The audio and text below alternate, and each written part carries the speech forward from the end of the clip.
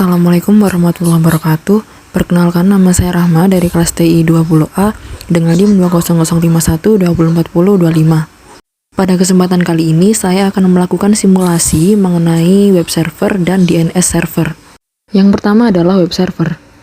Web server adalah perangkat lunak yang berfungsi sebagai penerima permintaan yang dikirimkan melalui browser, kemudian memberikan tanggapan permintaan dalam bentuk halaman situs web atau lebih umumnya dalam dokumen HTML. Web server dapat mempunyai dua pengertian berbeda, yaitu sebagai bagian dari perangkat keras atau hardware, maupun sebagai bagian dari perangkat lunak atau software.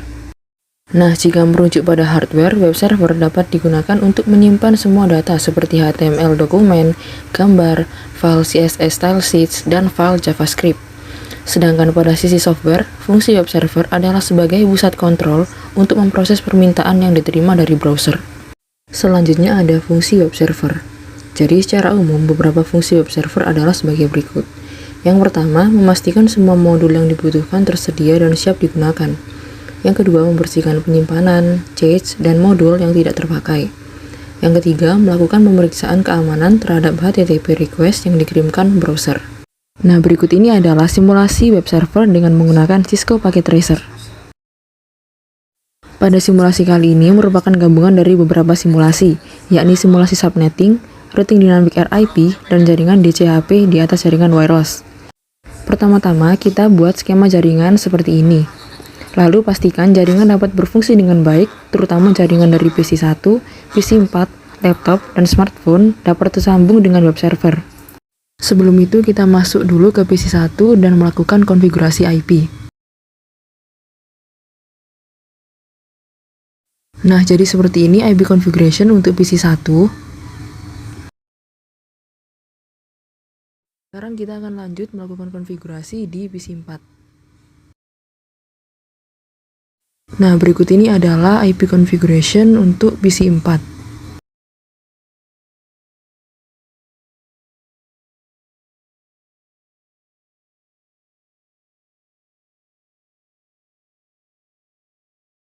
Selanjutnya kita akan melakukan konfigurasi pada laptop.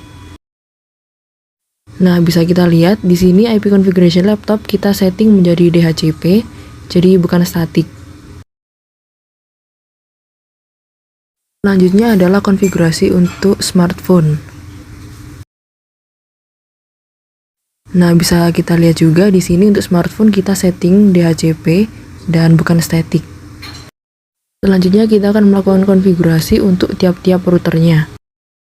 Oke, jadi kita akan mulai dari router 1 ya. Di sini RIP-nya kita setting menjadi seperti ini. Jadi ada 3 network address untuk router 1. Kemudian di bagian flash Ethernet 0 kita setting seperti ini, dan jangan lupa juga untuk klik on pada port status. Lalu di bagian flash Ethernet 1 kita setting seperti ini. Jangan lupa juga klik on pada port status. Lanjut ke bagian serial 2, kita konfigurasi seperti ini.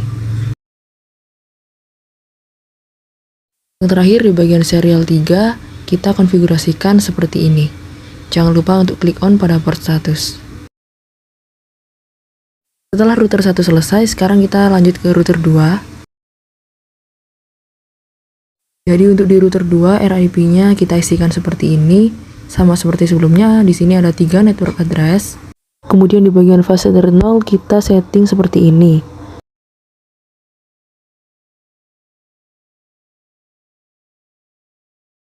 Next kita beralih ke serial 2. Untuk IP configuration-nya kita isi seperti ini.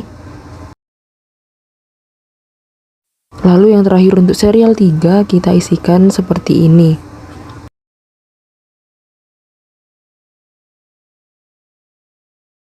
Untuk router 2 sudah selesai, sekarang kita beralih ke router 3. Nah, untuk RIP dari router 3 kita isikan seperti ini. Jadi di sini ada 4 network address untuk router 3. Lanjut kita beralih ke flash Ethernet 0. Kita isikan IP configuration-nya seperti ini. Setelah itu kita lanjut ke bagian flash Ethernet 1. Nah, untuk flash Ethernet 1 kita isikan seperti ini. Lanjut kita beralih ke serial 2. Untuk serial 2 kita isikan seperti ini. Yang terakhir kita ke serial 3. Untuk serial 3 kita isikan seperti ini. Setelah selesai melakukan konfigurasi, sekarang kita akan pastikan PC1, PC4, laptop, dan smartphone sudah tersambung ke web server. Kita akan coba dari PC1, kita masuk ke command prompt. Di sini kita ketikkan ping 43.43.43.1.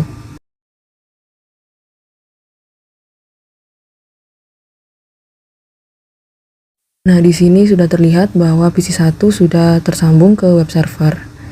Sekarang kita akan coba tes untuk PC4.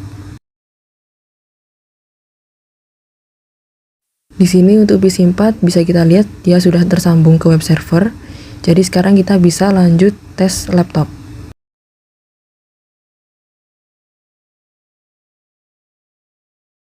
Nah, untuk laptop dia juga sudah tersambung ke web server. Sekarang yang terakhir kita akan tes untuk smartphone. Di sini smartphone juga sudah tersambung ke web server. Bisa kita simpulkan bahwa semua device tadi sudah berhasil tersambung ke web server. Langkah selanjutnya adalah kita lakukan konfigurasi di web server. Jadi pertama-tama kita masuk ke bagian HTTP dan di sini pastikan HTTP-nya on dan juga HTTPS-nya on. Lalu kita akan edit file index.html-nya. Untuk isi dari file index.html sendiri sebenarnya awalnya bukan seperti ini, tapi di sini saya sudah lakukan pengubahan dan untuk isinya sendiri bisa kita lihat seperti ini. Setelah mengubah isinya, jangan lupa untuk klik save. Langkah terakhir adalah kita akan lakukan tes apakah web servernya sudah bisa diakses. Jadi kita masuk ke PC1, kita masuk ke web browser. Nah, di sini untuk URL-nya kita isikan 43.43.43.1.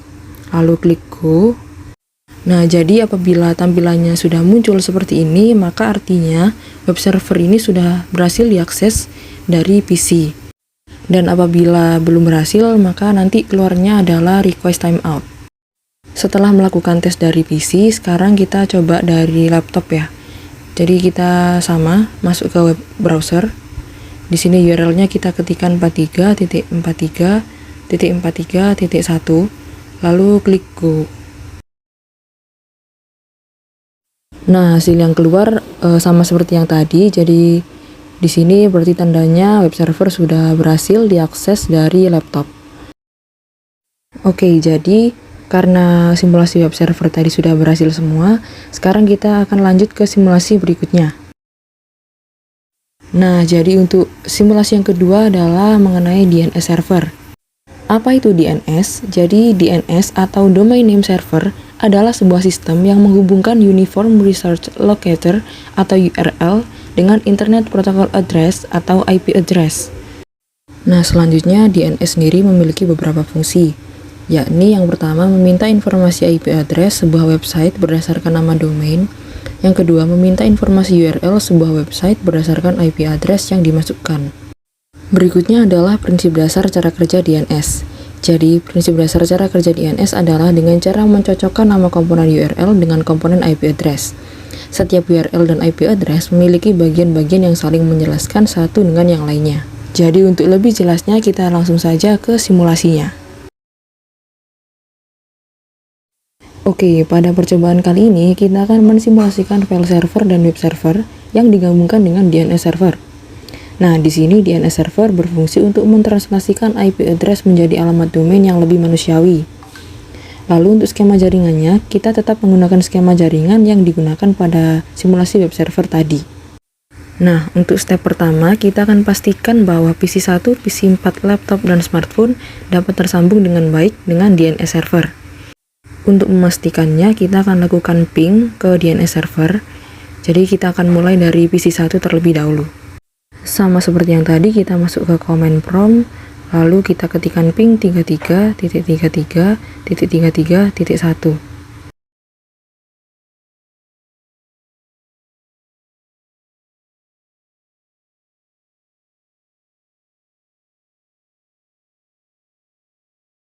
Jadi di sini PC1 sudah berhasil tersambung ke DNS. Sekarang kita lanjut ke PC4.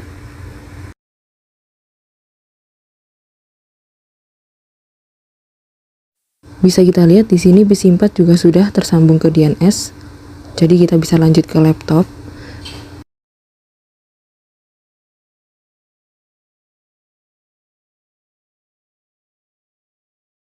Untuk laptop juga sudah berhasil tersambung. Sekarang yang terakhir kita akan lanjut ke smartphone.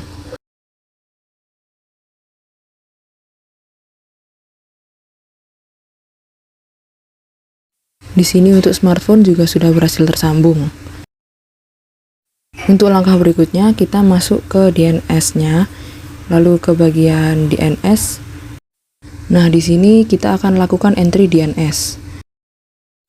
Tapi sebelumnya saya sudah entrykan DNS-nya sebanyak 2, yaitu jarcom.com dan www.jarcom.com. Jadi sekarang saya akan tambahkan satu entry DNS lagi dengan nama itp.jarcom.com. Untuk type-nya kita biarkan saja, lalu untuk address-nya kita isi 43.43.43.2. Lalu klik add. Sekarang kita pindah ke bagian FTP. Nah, untuk FTP-nya kita isikan seperti ini. Lanjut ke step berikutnya, kita akan lakukan perintah nslookup di PC1. Jadi di command prompt kita ketikkan nslookup spasi jarcom.com. Nah, sudah berhasil. Lalu lanjut kita ketikkan nslookup spasi www.jarcom.com. Dan sudah berhasil juga untuk PC. Sekarang kita akan coba lewat laptop. Kita ketikkan hal yang sama seperti tadi.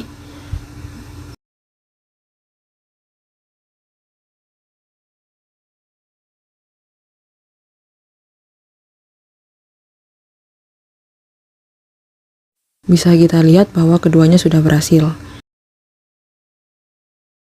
Lanjut ke step berikutnya, kita akan mengakses web server dengan menggunakan URL domain.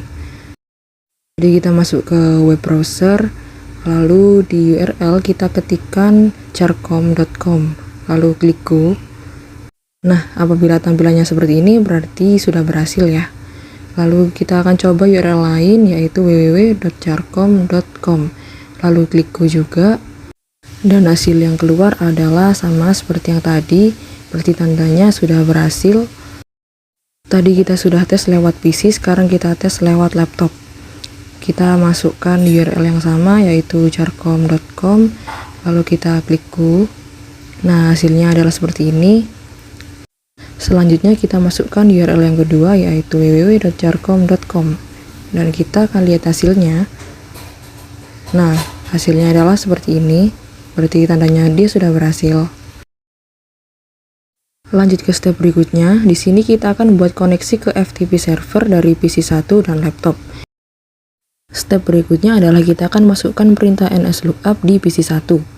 Nah, di sini kita ketikkan nslookup spasi ftp.jarcom.com.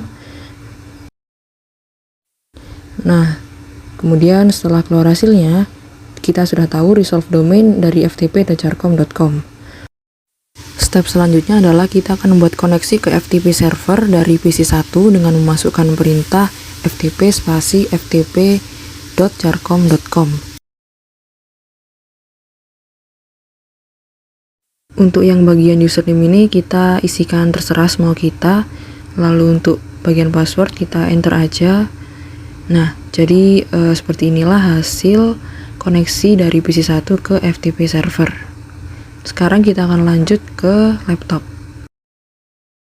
Jadi kita masuk ke laptop dan pertama-tama kita akan ketikkan perintah nslookup terlebih dahulu untuk mengetahui resolve domain dari ftp.jarcom.com-nya.